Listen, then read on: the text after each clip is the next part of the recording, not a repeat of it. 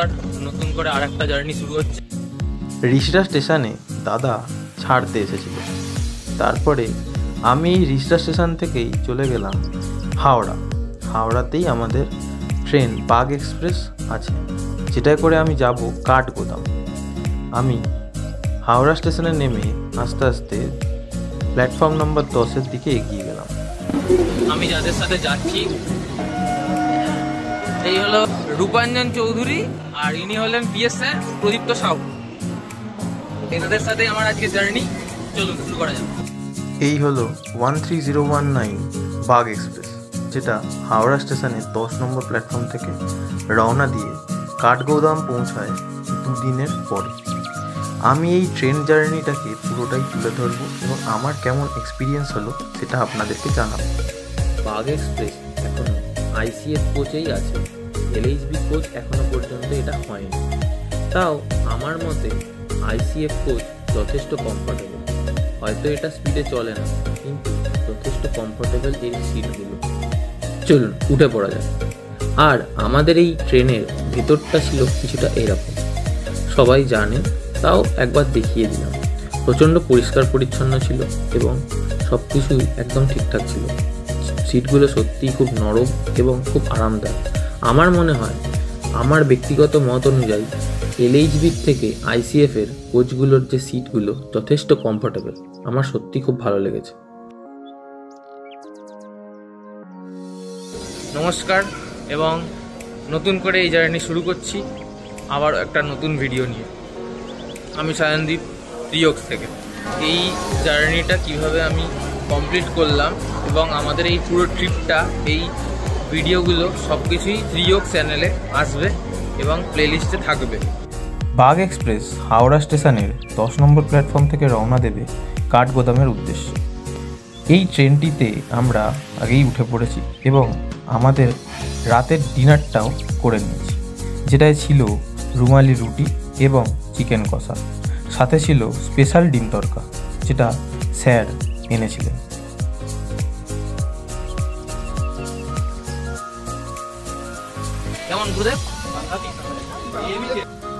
আমাদের dinner complete এবং আমরা এবার অপেক্ষা করছি ট্রেন ছাড়া। 9:45-এ আমাদের ট্রেন এখান থেকে রওনা দেবে।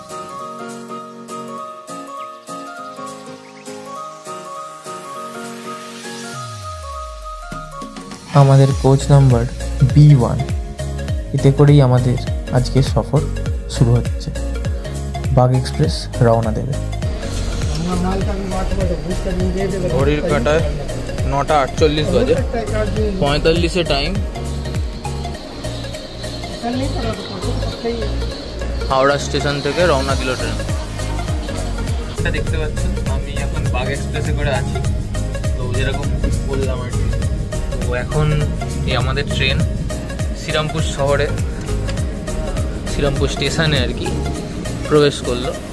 ছাড়ার টাইম ছিল হচ্ছে 9:45, ছেড়েছিল 9:50 এবং শ্রীরামপুর স্টেশনে ঢোকার টাইম ছিল 10:16, ঢুকেছে হচ্ছে 10:22। এই হলো শ্রীরামপুর স্টেশন।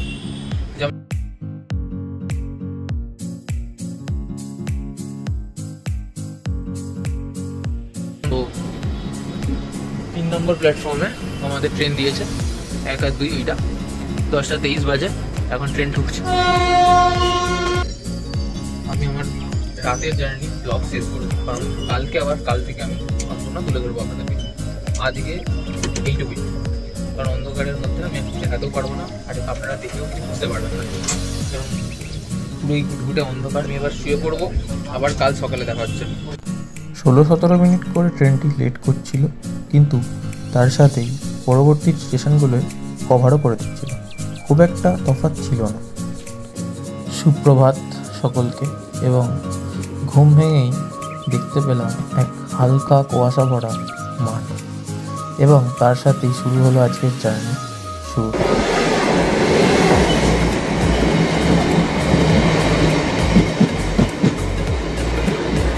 এখন আমরা সমস্তিপুরা স্টেশনে আছি। তো আমাদের এখন অবধি 514 কিলোমিটার আমরা পার করে হাওড়া থেকে সমস্তিপুরাতে এসেছি। এটা একটা বিহারের স্টপেজ। এখানে 8:45 আসার কথা, এখন বাজে হচ্ছে 9:06। 15-20 মিনিট লেট আছে,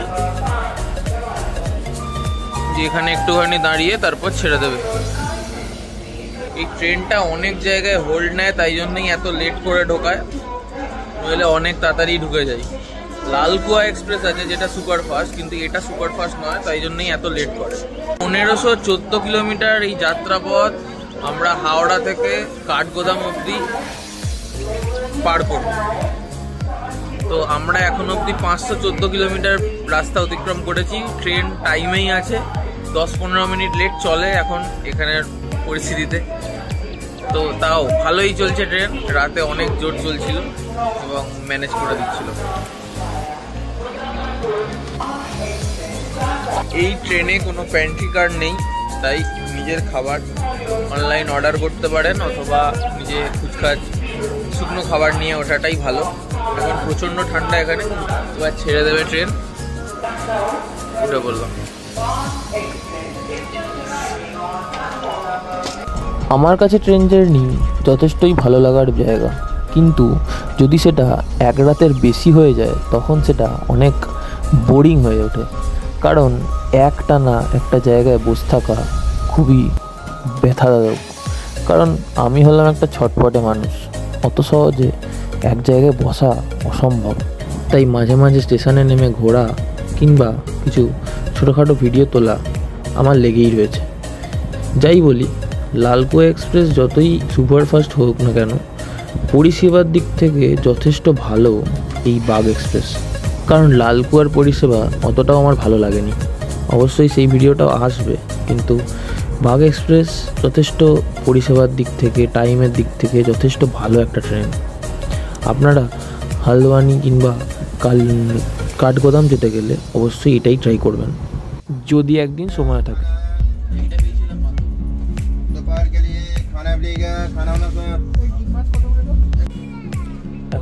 হাজিপুর জংশন। বাগ এক্সপ্রেস সচরাচর একদমই লেট করে না, তাই আমাদের এক্সপিরিয়েন্সও খুব ভালো।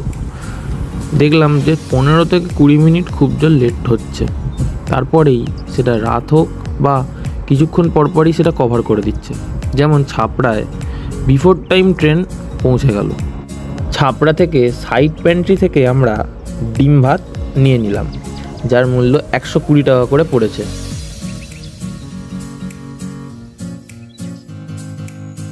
কোয়ালিটি ওয়াইজ খাবারটা ঠিকঠাকই ছিল। 2 পিস রুটি, ভাত, 2 পিস ডিম, একটা তরকারি এবং একটা সোনপাপড়ি দিয়ে এইটা থালিটার দাম 120 টাকা। ভালোই লেগেছে মোটামুটি, সাইড প্যান্ট্রি থেকে আপনারা নিতে পারেন। তার সাথে আমাদের ঘিয়ের ল্যাংচা দিয়ে দুপুরবেলাটা পুরো জমে গেল।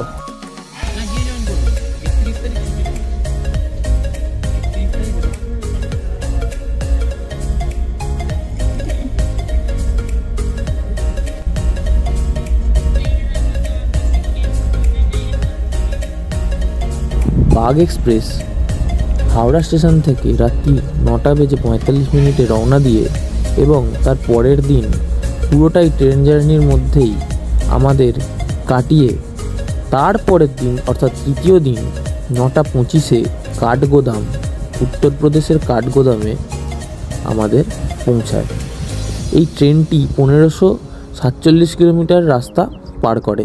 এই জার্নিটা আমি খুব সুন্দরভাবেই উপভোগ করেছি এবং এক্সপিরিয়েন্সগুলো আপনাদের সাথে তুলে ধরেছি।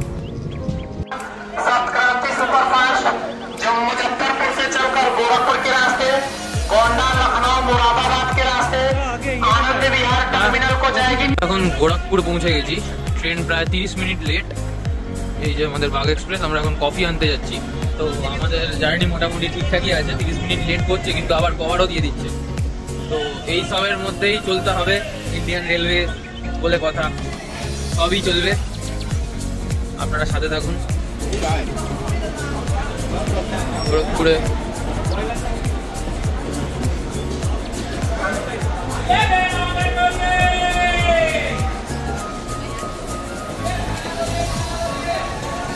স্লিপারের সিচুয়েশনটা, হ্যাঁ আমাদের এই যাত্রা, এই ট্রেনটির ভাড়া পড়েছে 1638 টাকা করে প্রতি পার্সন, এবং এই ট্রেনটি কাঠগোদাম অব্দি যাবে। কাঠগোদামে আমরা নেমে যাবো, আমাদের স্টপেজ কাঠগোদাম, ঠিক আছে। এখানে 5 মিনিট দাঁড়াবে বলেছে ট্রেন, তাই আমরা বেরিয়েছি এখন, দেখি কতক্ষণে পাই আর কি।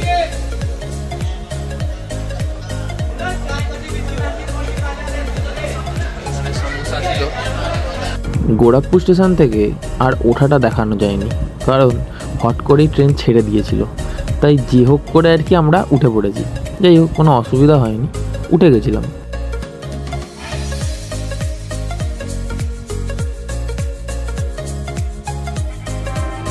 এখন আমরা বস্তি জংশনে 45 মিনিট লেট আছে গাড়ি। ভাই আমাকে দেখতে পাচ্ছেন কিনা আমি জানি না, খানিকটা এই অবস্থা, ঠান্ডা ঠান্ডা লাগছে এবার।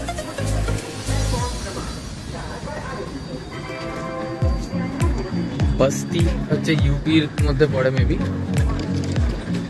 ছেড়ে দিল ট্রেন, এখন 8:08 বাজে। 1 ঘন্টার উপরে লেট। গন্ডা জংশনে আছে, এই যে কিছুটা এই অবস্থা। খুব ঠান্ডা, প্রচন্ড ঠান্ডা, মুখ দিয়ে একদম হাঁক বেরোচ্ছে। এখানে দোকান টুকিটাকি আছে। চলুন উঠে বললাম।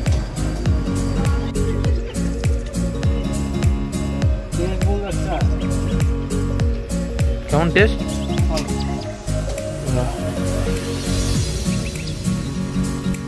রাতের ডিনার সেরে একটু টুকটাক ফোন ঘেঁটে দেখলাম, এবং দেখলাম যে ট্রেনের টাইম কিরাম আছে। তো মোটামুটি কভার করেই দিচ্ছে আর কি আস্তে আস্তে। এরই সাথে শুভরাত্রি, আবারও কাল সকালে দেখা হচ্ছে। টাটা। এই যে সুপ্রভাত, আমরা এখন লালকুয়া স্টেশনে পৌঁছেছি।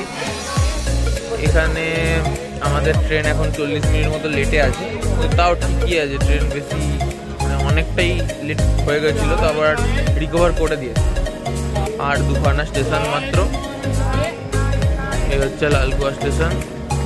লালকুয়া থেকে একটা লালকুয়া এক্সপ্রেস ছাড়া হয়, মানে এখান থেকে লালকুয়া এক্সপ্রেসও ছাড়ে।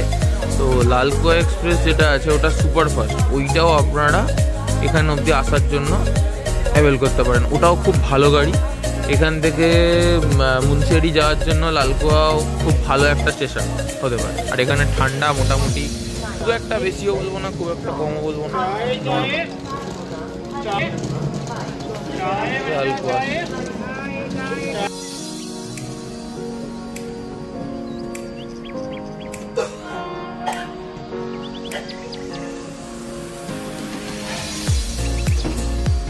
এখন গতিপথ চেঞ্জ হয়েছে, হালদোয়ানি ঢুকছে আর কি। 40 মিনিট মতো লেট আছে, তো যথেষ্ট ট্রেনটা ভালোই লেট আছে। অন্যান্য ট্রেন জার্নিতে 1 ঘন্টা 2 ঘন্টা করে লেট দেখায়, ভালোই চলছে।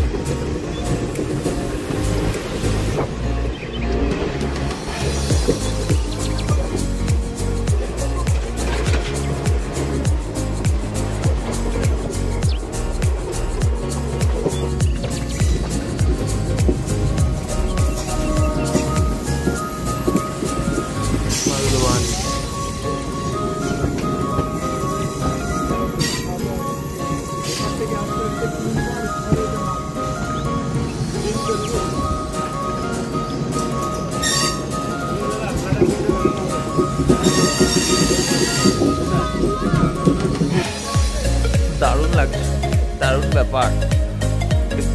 লোক চলে যাচ্ছে, এখান থেকেও যাওয়া যায়। কর্বেট বা কোনো সাফারির জন্য হালদোয়ানিটাই সবাই চুজ করে। হালদোয়ানিতে ঢুকলো 30 মিনিট লেটে হালদোয়ানি স্টেশনে ঢুকে যাবে গাড়ি। একটু পরেই ছেড়ে দেবে 2 নম্বর প্ল্যাটফর্মে। দারুণ ভিউ। আমরা কাঠগোদামে পৌঁছে গেছি।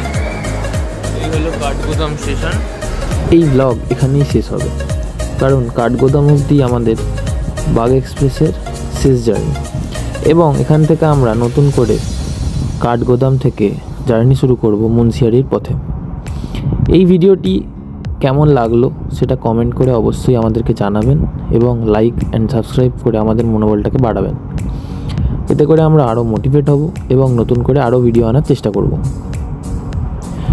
সত্যি বলতে বাগ এক্সপ্রেসের পরিষেবা যথেষ্ট ভালো, পরিষ্কার পরিচ্ছন্ন, বাথরুম থেকে শুরু করে সব কিছু, এবং খাবারও মোটামুটি ভালোই লেগেছে। তাই সাইড প্যান্ট্রি হোক বা অনলাইন অর্ডার, যেটা আপনাদের পোষাবে সেটাই আপনাদের করা উচিত। কারণ সাইড প্যান্ট্রি থেকে অবশ্য কিছু কিছু জায়গায় আবার খাবার মোটামুটি খারাপও দেয়। তাই আর কি যা বলবো যে আপনারা অনলাইন অ্যাপের মাধ্যমেও অর্ডার করতে পারেন। বাগ এক্সপ্রেস যথেষ্ট ভালো একটা গাড়ি, যদি একদিন বেশি থাকে হাতে তবে এটাই ভালো গাড়ি।